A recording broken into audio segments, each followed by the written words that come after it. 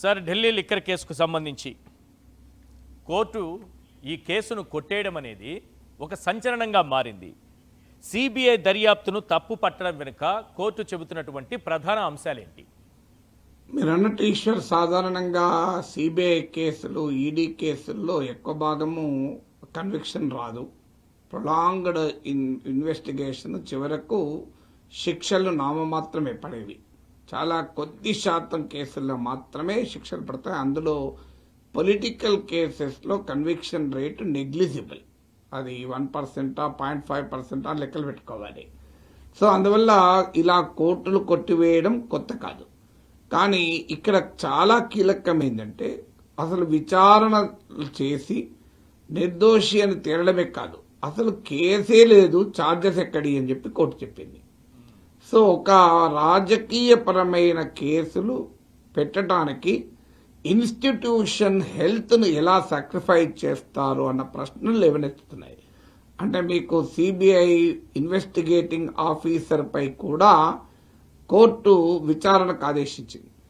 So రాజకీయ ప్రభువుల ఆదేశాల మేరకు ఇన్వెస్టిగేటింగ్ ఏజెన్సీస్ పనిచేసేటప్పుడు కనీసం ఇన్స్టిట్యూషనల్ హెల్త్, మా సంస్థ ఈ సంస్థల గౌరవాన్ని కాపాడుకోవాలి అనేటువంటి సోయి అధికారులకైనా ఉండాలి, రాజకీయ నాయకులకైనా ఉండాలి. ఎందుకంటే ఈ కేసు ప్రాధాన్యత ఏంటి అంటే, అసలు ఏ ఆధారము లేకుండా అప్రూవర్ స్టేట్మెంట్ ఆధారంగా ఈ కేసు పెట్టారన్నది ఇందులో కీలకమైన అంశం. మీరు ఇందులో 598 పేజెస్ తీర్పు, 598 పేజీలు, పేరా 469 చదవండి. అందులో ఎంత క్లియర్గా చెప్పారంటే, ముందు కేసు పెట్టాలని అనుకున్నారు, దానికి కావలసిన సమాచారాన్ని క్రోడీకరించారు, చేర్చారు, దానికి కావాలని ఒక వాదన అల్లారు, వాదన అల్లి ఇద్దరిని అరెస్ట్ చేశారు, అరెస్ట్ చేసి అందులో ఒకరిని ఒత్తిడి చేసి అప్రూవర్గా మార్చారు.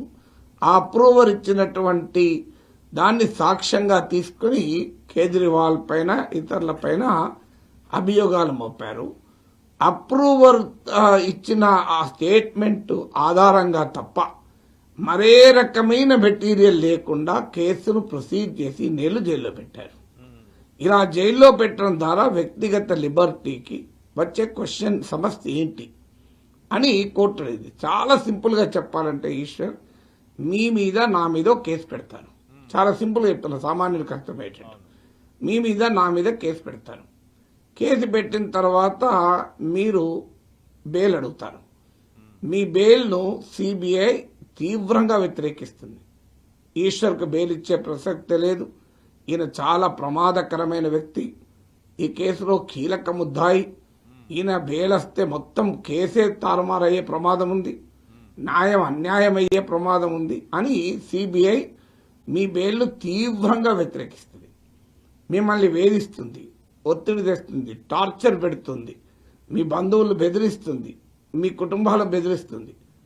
ఇక ఆఖరికి మీరు భరించలేక ఒకరోజు అప్రూవర్గా మారతారు. అప్రూవర్ అంటే ఆన్ ప్రాసిక్యూషన్ తరఫున సాక్షి. మీరు అప్రూవర్ అంటే మీనింగ్ అది లీగల్ టర్మ్. అంటే విచారణ జరుపుతున్న సిబిఐకి మీరు సహకరించడానికి మారిపోతారు.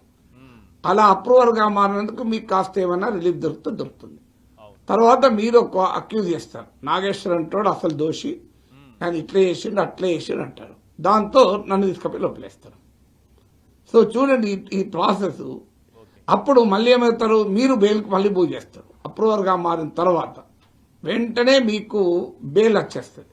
బెయిల్ అప్పటిదాకా మీ బెయిల్ను తీవ్రంగా వ్యతిరేకించిన సిబిఐ మీరు అప్రూవర్గా మారుతారని తెలవడంతోనే మీ బెయిల్ ఏమాత్రము వ్యతిరేకించదు, మీకు బెయిల్ రావడానికి సహకరిస్తుంది.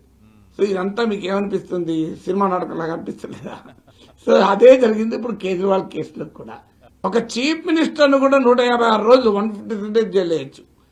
సో ఈ కోర్టు అదే అన్నది, ఒక కాన్స్టిట్యూషనల్ పొజిషన్ లో ఉన్న వ్యక్తిని, ఒక రాజ్యాంగబద్ధమైన ముఖ్యమంత్రి పదవిలో ఉన్న వ్యక్తిని, ఒక నేరము చేసిన కేసులో నిందితుడు అప్రూవర్ గా మారి ఒక ఆరోపణ చేస్తే, ఆరోపణ ఆధారంగా ఆయన 156 జైల్లో పెడితే 156 days, అది రూల్ ఆఫ్ లాకు అడ్డంకి కాదా అని అడిగింది కోర్టు. కరెక్ట్. ఇక చట్టం ఎక్కడిది, చట్టబద్ధ పాలన ఏంటి? సార్ రెండో ప్రశ్న, రైజ్ అవెన్యూ కోర్టు తీర్పు ఎక్విడెడ్ కాదు డిశ్చార్జ్ మాత్రమే అని కొందరు అంటున్నారు, ప్రత్యేకించి బీజేపీ అంటుంది అనుకుంటున్నాం. ఏంటి అదైనా ఇదైనా ఒకటే మీనింగ్ కొంత కనిపిస్తోంది, దానికి దీనికి తేడా ఏంటి సార్? నేనేమి ఈగల్ కాదు, కానీ లీగల్ లూమినరీస్ స్పష్టంగా చెప్తున్నాను. లీగల్ లూమినరీ చెప్పేది ఏంటంటే, అయ్యా అక్విటెడ్ కన్నా డిశ్చార్జ్ అనేది నిందితుడికి ఇంకా ఎక్కువ గొప్ప రిలీఫ్ ఇచ్చినట్లు. నాకు తెలిసిన పరిమితమైన లీగల్ పరిజ్ఞానంలో ఫస్ట్ కేసు ఉండాలి.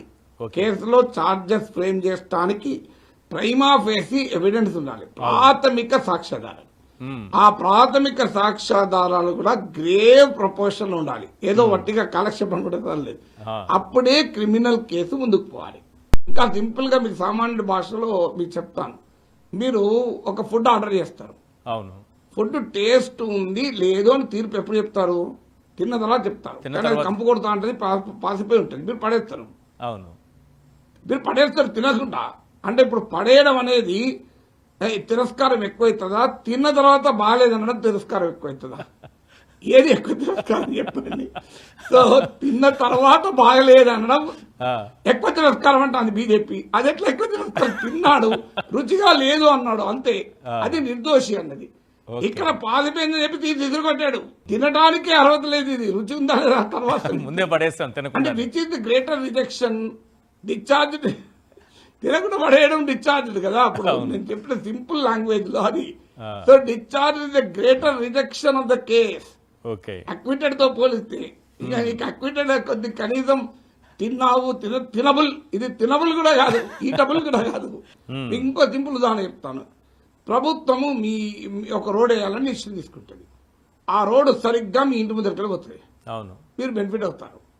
ఈశ్వర్ని బెనిఫిట్ చేసుకోవడానికే ప్రభుత్వం ఈ రోడ్ వేసిందని క్రిమినల్ కేసు పెట్టొస్తుందా? మీరు బెనిఫిట్ అయ్యారు దానికి. అందుకే ఈ కోర్టు ఏమన్నదంటే, ఢిల్లీ లిక్కర్ పాలసీ వల్ల కొంతమంది ప్రైవేట్ కంపెనీలు బెనిఫిట్ అయితే బెనిఫిట్ కావచ్చు, కానీ దాని ఆధారంగానే క్రిమినల్ కేసు పెట్టలేమో అన్నది. Right sir. ఇప్పుడు ఈ తీర్పు పైన, సిబిఐ కోర్టు ఇచ్చిన తీర్పు పైన ఆమ్ ఆద్మీ అయితే హ్యాపీగా ఉంది, సెలబ్రేట్ చేసుకుంటోంది, అంతా అవుతోంది. కానీ పై కోర్టుకి అయితే వెళ్తారు కదా, సిబిఐ వెళ్తుంది కదా, హైకోర్టుకి అయితే వెళ్తుంది కదా, మరి ఏం జరుగుతుంది అనుకుంటున్నారు? ఆల్రెడీ వెళ్ళారు కూడా. సిబిఐ ఆల్రెడీ హైకోర్టులో అపీల్ చేసింది. హైకోర్టు తర్వాత రేపు సుప్రీంకోర్టు దాకా కూడా పోతుంది. టెక్నికల్ గా ఏ కోర్టు దిగువ కోర్టు తీర్పుల్ని పై కోర్టులో పక్కకు పెట్టచ్చు. సాధారణంగా కేసే లేదని డిశ్చార్జ్ చేస్తే rarest of the rare cases లో, ఎక్స్ట్రాడినరీ సర్కమ్స్టాన్సెస్ లోనే పై కోర్టులు దానిపైన స్టే ఇస్తాయి. ఇవ్వని కాదు, ఇచ్చే అధికారం లేదని కాదు. ఇచ్చే అధికారం లేకపోతే హైకోర్టుకే పోరు కదా. అసలు ఏ మెటీరియల్ లేకపోతే ఏ కోర్టు అయినా ఏం చేయగలుగుతుంది? ఎంతో కొంత మెటీరియల్ ఉంటే కోర్టు ఏమైనా చేయగలుగుతుంది. ఏ మెటీరియల్ లేకపోతే ఏ కోర్టు అయినా ఏం చేయగలుగుతుంది కాపాడాలంటే?